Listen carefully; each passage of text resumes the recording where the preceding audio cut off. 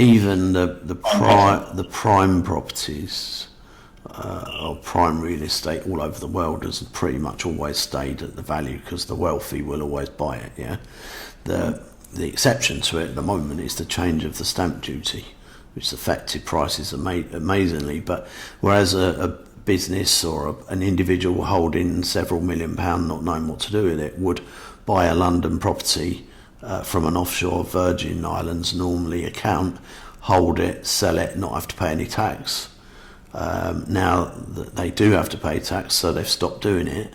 That's had an effect on the prime central London prices. But the stamp duty is creating kind of a rebalancing of the whole of London, where the stamp duty, when it's above £1 million, kicks in harshly. It's ridiculous how much stamp duty we'd have to pay on a £10 million house. Just ridiculous, and you can look it up and see just by googling stamp duty calculator how much you'd pay on a £10 million house. How long do you think that stamp duty holiday will continue? Look, if the government are sensible, when they introduced the extra 3%, their revenue's gone down. Okay, overall their revenue's gone down, their income's gone down. If they now see a reversal of that and they're actually getting more revenue because they're charging less, and so therefore there's a lot more sales, because what you have to remember is that 3% isn't leverageable.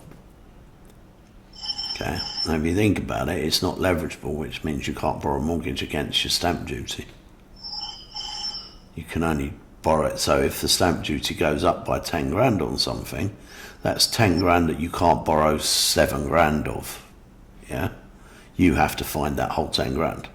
So just wrapping up on stamp duty, when do you think it will end, this whole thing? Well, if the government got any sense, they'll extend it indefinitely.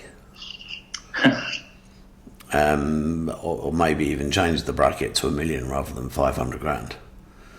They are bringing in far less revenue by trying to add the extra 3% because so less people were buying.